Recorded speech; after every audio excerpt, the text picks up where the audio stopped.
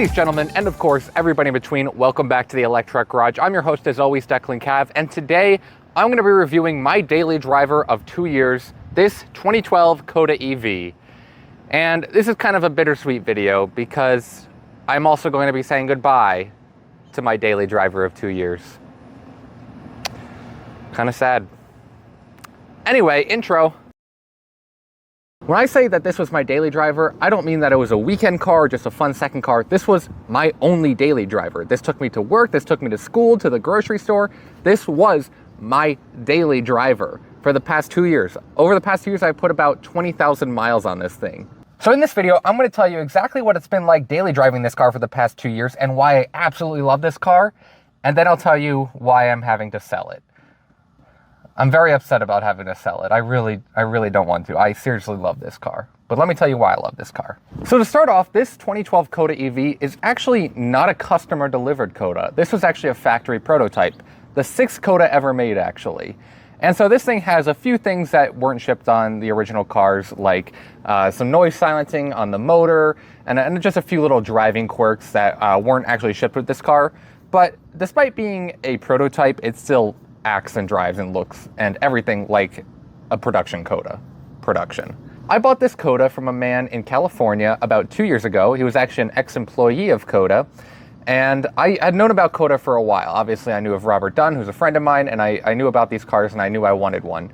I actually traded my 2015 Acura MDX for this Coda because gas prices got so ridiculous, and I'm an electric guy. So I decided that instead of getting a normal random electric car like I don't know, something good like a Hyundai Kona or a Chevy Volt, I would get a Coda, because why not? So I know I'm going to get this question, and I'm just going to get ahead of it right now. What did I pay for this car? So the base price of this car that I started by paying was $5,000. That was just for the car as is, but it wasn't perfect. It needed some repairs, and I wanted to get it inspected by the guy, the ex-Coda employee. His name is Carl. I don't need to hide his name. We love Carl. But it cost me $5,000 from the start, and then I ended up paying an additional $2,000 to get the car inspected and repaired. It needed just a little bit of battery help, some coolant pumps, just general Coda maintenance that cost me about $2,000, and obviously I paid it because nobody else is going to repair a Coda. So my initial price for buying this car was about $7,000. So some quick stats about the Coda. It is powered by a UQM PowerPhase Pro 100, which is a 100 kilowatt motor mounted under the hood, and that's connected to a 1-speed reduction gear drive by Borg-Warner. This is all powered by a lithium iron phosphate battery, 32 kilowatt hours, that's mounted in a skateboard chassis, which is a pretty modern design. A quick fun fact about the UQM motor in this car, actually, that I know from inside information, is that Coda almost bankrupted UQM in the process of building the Coda. Coda placed an order for 1 million UQM PowerPhase Pro 100s, which is very, very optimistic, and they never ended up paying for them. So UQM started making these motors for Coda, and then Coda never paid, and that almost bankrupted UQM, which is pretty funny. The car still had issues throughout my time owning it. The first thing that went wrong was the rear wheel bearing on the passenger side. I actually didn't take that to Carl to get fixed. I messaged Robert Dunn of Aging Wheels, who very kindly sent me a new rear wheel bearing where I fixed that. So that actually ended up costing me nothing, thanks to Robert Dunn. And then later on, the coolant pump went bad again, which cost me another $500. And beyond that, it drove perfectly fine for a while there, and then after a while, the coolant pump had to be replaced again, which cost me another $500. On top of that, it needed some other general maintenance with the cooling system, so that cost me another $2,000. Coda claimed that the range of the Coda was 140 miles, which is not right. The EPA came in and said, no, it's about 80 miles, which is achievable, but in my experience, I can get anywhere from 80 to 120 miles of range out of this car, depending on how I'm driving and the weather and just a bunch of environmental factors. But realistically, 100 is a reasonable range estimate for the Coda. So let's actually talk about upgrades for a second. The first upgrade I did to this car was I changed out the leather seats. The Codas came with two options for seats. You could either get leather, which was a fake leather, by the way, or you could get fabric. And I knew that I was going to be moving to Arizona at some point, which is where I am right now. And so I knew that I didn't want to keep the leather seats because it'd get hot. So I did swap them out for the factory fabric seats, which have been very nice, and I actually prefer them way more than the leather seats. Another upgrade I've done is I've tinted the windows because there was no tint on the windows from factory. Coda did not tint the windows. So I did tint the windows for, first off for looks, and second off because it's better for Arizona weather when we need to keep the inside of the car cool. Other than that, I've basically left the car unchanged. I did think about adding black alloy wheels that were also an option from factory from Coda. You could either get the silver or the blacks, but I decided I like the look of the silver alloys better because I think that they exemplify the early 2000s vibe of this car. So obviously the Coda is a 4-door, 5-seater sedan, and it's pretty small compared to American sedans, and that's because this car was actually based off of a Chinese car called the Hefei Saibao. And the Saibao was actually based off of the Mitsubishi Lancer. So this is an American-made car based on the chassis of a Chinese car that was a copy of a Japanese car. Let's talk about driving the Coda. There's not much to talk about. It's a very, very basic driving experience. It's not fast. It is pretty quick. I would say quicker than a gas car. If I were racing like a Subaru Impreza or something like that, I could definitely beat it off the line, but this thing does max out at 85 miles per hour, and that does feel to be about its limit. It doesn't seem like it's made to go much faster. I actually don't like taking this thing on the highway because it doesn't feel stable.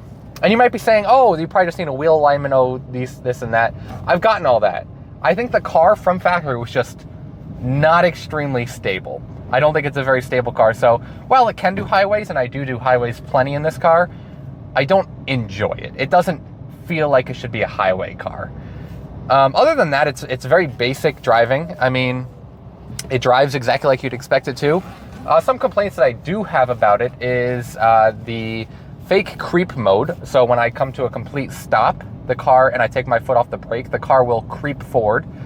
It's an electric car. I don't need it to creep. And I have complaints about that in other cars as well, but there's no option to turn it off. It's just, you are stuck with fake creep. Another thing is, I do wish the regen were a little bit stronger.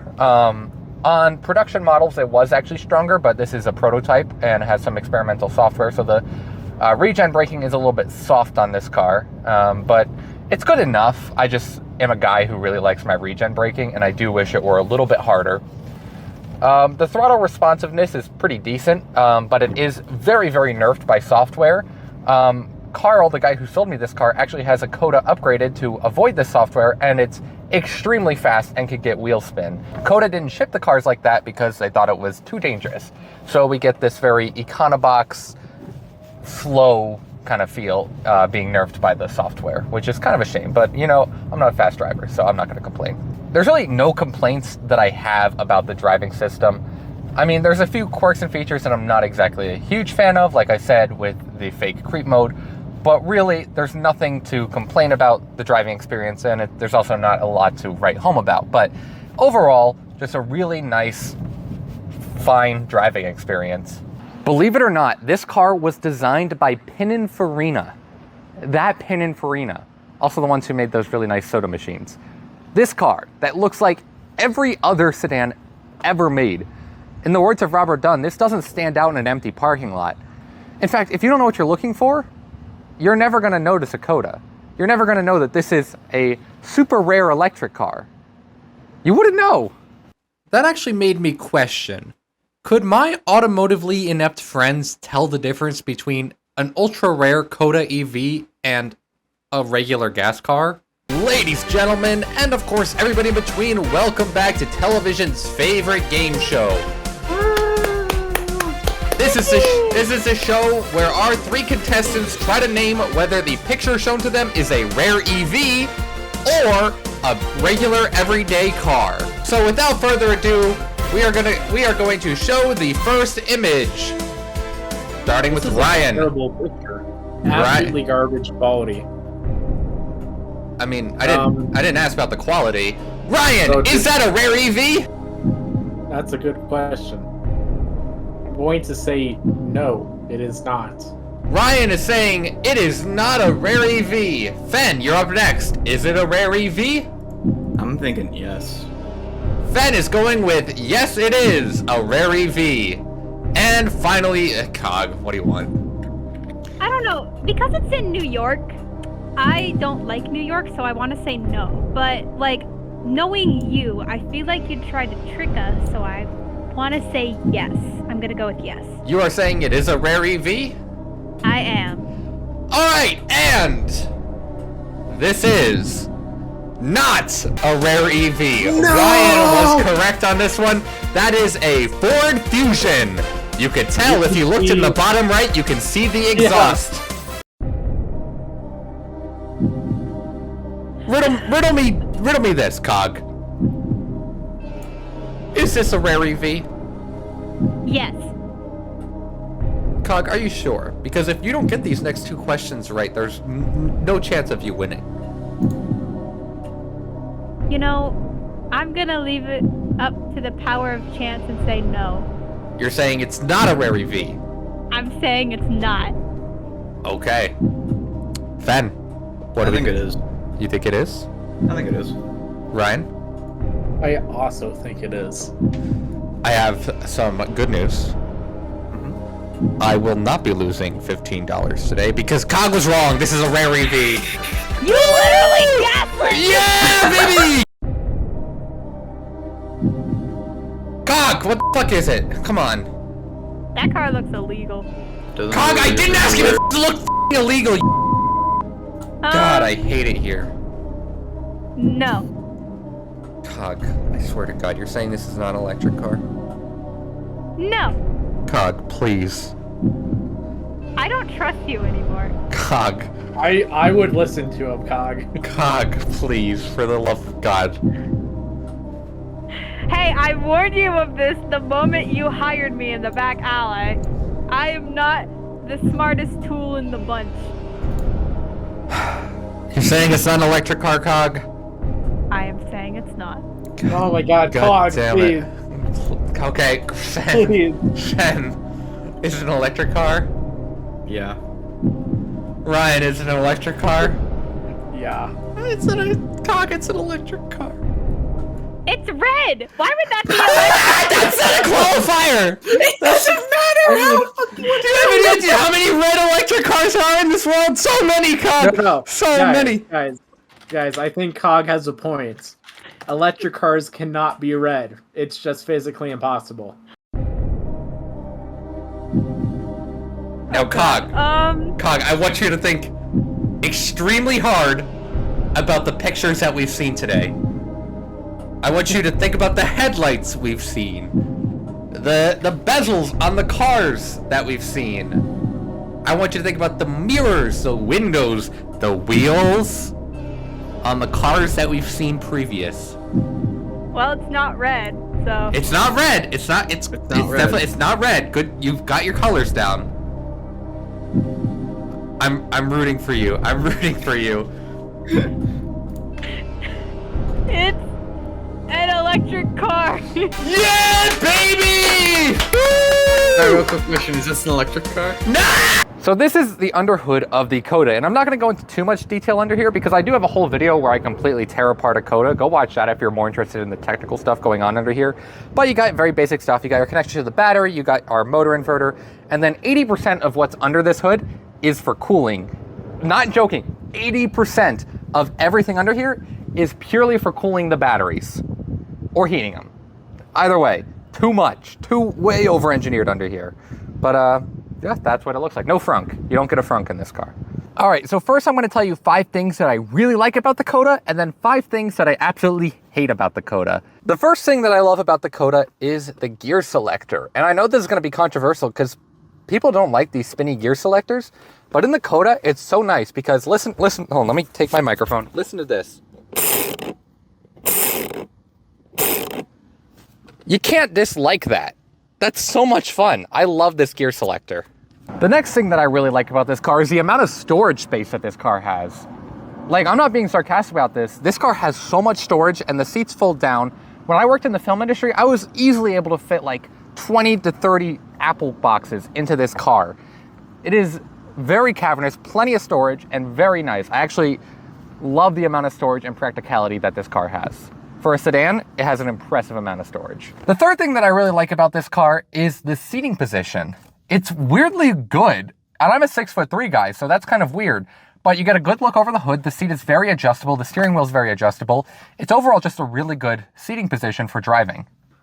So another thing that I really like about this car, what are we on, 4? This is the 4th thing that I really like, is something that Robert failed to point out in his video.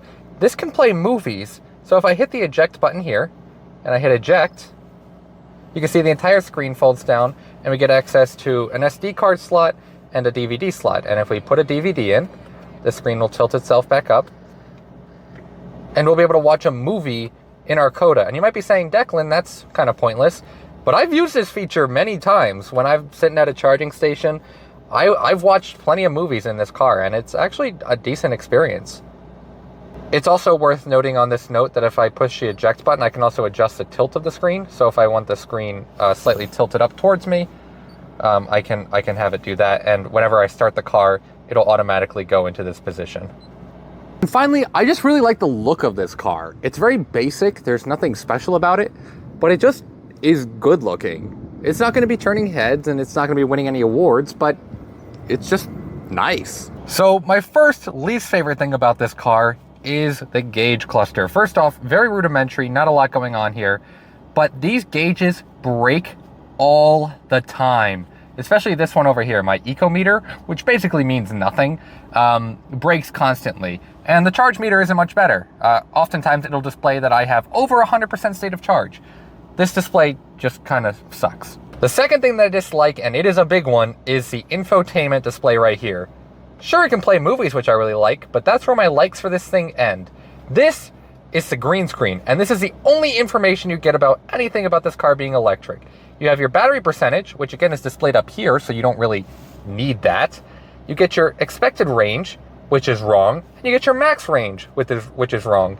Usually your realistic range is somewhere in between these two, so I could probably get about 70 miles of range right now, if I drive carefully. You then get this nice little graphic down here, which is pretty cool. When I drive, this will either turn green or red, depending if I'm using power or regenning. You can see that I have my AC on right now, so that's glowing blue. If the batteries were being cooled, you'd also see that this would light up blue. You can see some representation of our batteries there. You can see our motor usage, our climate control usage, our auxiliary battery usage, and our battery temperature. And usually this is all the way into the yellow, but it's actually pretty cool in Arizona right now, so it's actually decent right now. I think it's actually, there's like that whole Hurricane Hillary thing. I don't know. But usually that would be in the yellow in Arizona. Other than that, this car is entirely an off-the-shelf Alpine unit. The only change is this leaf button, which brings you to our green screen. Other than that, everything else here is factory. Bluetooth audio doesn't work. You get phone calls, but you can't actually play audio through Bluetooth. The radio's fine. USB audio works half the time. And aux just displays a black screen half the time, and then it'll do this, which is nothing. So overall, a pretty basic and boring system. You do get to change the colors though, and I keep it on blue. It's also worth noting in this category that if it's too hot out, the green screen straight up does not work. It'll just display a black screen. And if it's too cold out, this entire screen will start glitching out like an old CRT monitor. It's bad. It's really bad. Also, if you're using the navigation system and you're using the voice assistant, it'll oftentimes change genders halfway through direction. So it'll start as a female and then switch to the male voice, which, I mean, isn't a bad thing and it still works, but I don't get that. The third thing that I absolutely hate about this car is having to do with the rear trunk. While I said I love the space back here, the springs that hold up the trunk lid snap off constantly so that the trunk lid won't stay open. It'll just keep falling down. On top of that, if I were to close this trunk, there is no way for me to open this from the outside of the car. I have to go into the car and press a button on the dash in order to get this open. There's no way for me to open it from back here. Why? My fourth issue comes from the charging. And while this does use a standard J7072 port to charge, it peaks at 6.6 kilowatts, which is just so slow. On a level 2 charger, it takes this car 6 hours to charge. The rumor was that they were actually developing a Coda with DC fast charging, but that never made it to market. So we're stuck with this super slow J7072 port. And finally, one of my biggest complaints about this car is the climate control. And this is one of the biggest issues for me. If the battery is too hot, it will completely take away cooling from you, so you get no AC to the cabin, and vice versa. If it's too cold, it'll completely take heating away from you and direct to the battery. So most of the time in Arizona, you don't get air conditioning in this car because it's directing it all. Also, the fan is just slightly too slow. It just doesn't do a good job of cooling the cabins. While it does have AC, and in moderate temperatures like in Los Angeles, it works great. In Arizona, it just doesn't work at all. Going selfie mode here for a second, but just to show you, the back seat of the Coda is usable, but it's not exactly the most comfortable, but it's definitely not the least comfortable car I've ever sat in the back seats. This is where the seat normally would be if I were sitting in the front, and you can see my knees are still pushing up against it, and my head does touch the roof if it's, as a 6'3" guy, but for shorter trips, it's really not that bad back here. It's very bearable. There's also no climate control back here, it's worth noting, but it's fine. It's good enough. This is the key for the Coda. You can see that it says Coda here on the back, which is nice. And you got 3 buttons: lock, unlock, and trunk. Although none of these actually work at the moment because the receiver in the car fried itself. So the only thing this key is good for is ignition and locking and unlocking. But it's still kind of nice that they have a custom key like this, I guess. This car has only left me stranded twice. It's actually been decently reliable. The first time was my own stupid fault. I let the battery get to 0% and I really wanted Taco Bell. And I was like, you know what? It's 1 mile. There's no way that the car will die on my way to Taco Bell. And the car died on its way to Taco Bell. But that was my own fault. The other time was not my fault. And that was just recently. And it was because the battery overheated. And that leads me to talking about why I am selling this car. I live in Arizona, Phoenix, Arizona to be exact. I'm a student at Arizona State University where I'm getting my degree in electrical engineering, and it's summer. And summer in Arizona is very, very hot. And unfortunately, this car can't handle the heat, literally. It's not a problem with the car. All the systems in the car actually work perfectly fine. All the cooling is doing what it's supposed to. The climate control is doing what it's supposed to. Everything in the car works, but it's not enough. The car cannot withstand temperatures over 100 degrees. It just overheats and breaks down, which is why I'm driving slowly through a neighborhood right now, because I don't trust this car going anywhere else at the moment. The other reason why I'm gonna be selling this car is because it's expensive to own a Coda. I'm not gonna sugarcoat it. This car needs to be repaired pretty frequently, more frequently than a regular car, and that's because it's a prototype. You know, it wasn't necessarily meant to be sold to the public. It wasn't meant to be a daily driver, and that's what I use it for. And it's good at it. Don't get me wrong, it's good at it. And if I were not a broke college student, I would continue putting up with its antics because this is a legitimately good car to drive. I legitimately love it. But the reliability is just, for me as a broke college student, when I say I'm a broke college student, I mean I have no money. So it just, I can't keep fixing this car, and it deserves better. There is actually a current issue with the car, and this will come to surprise nobody, that the front wheel bearings are going bad. Yeah, if you're a watcher of the Aging Wheels channel, you know that that's not surprising. But the front wheel bearings are going bad, and to be honest with you, I can't afford to fix it. And you might be saying, oh, Declan, what about that video where you completely tore apart that one Coda and you got all the parts and you said that, oh, those parts were going to be used to fix this Coda? And while that's great and all, the problem is I don't have a shop here in Arizona to work on my cars. I would have to do everything in my driveway, and some of the repairs on this car are quite intensive. It's an electric car, and it's way over-engineered, and so I don't have a place to work on it, and I also don't have the time to work on it. I'm a full-time college student, and I'm starting a full-time job. I don't have the time to be doing my own repairs on my car. Which brings me to the car that's going to be replacing my Coda. This is what's replacing my Coda as my daily driver. This is a 2014 base model Chevy Volt. This is an electric car with a range extending gas generator. I'll be doing a full video of this car in the next 2 weeks, so be looking for that. I'm so far driving this car for the past 3 weeks. I've loved it. This is such a good car. It works super well as an electric car for the short range trips and works really well as a really nice hybrid car for long range trips. But yeah, this is my new 2014 Chevy Volt, and I've been loving it, so expect a full video soon. Well, that's it. those are my thoughts and my opinions and how I feel about this car after driving it for 2 years. I'm legitimately very sad to see this car go. This car has treated me extremely well over the past 2 years, and I absolutely love it, but I know that someone else is going to enjoy this car a lot as well. If you're interested in buying this Coda, check the link below. I'll have the wherever it's listed to. I'm not sure yet. I don't have it listed quite yet, but if it's still available while you're watching this video, you can go to the description below and you can check that out. I know that someone else is really going to enjoy this car.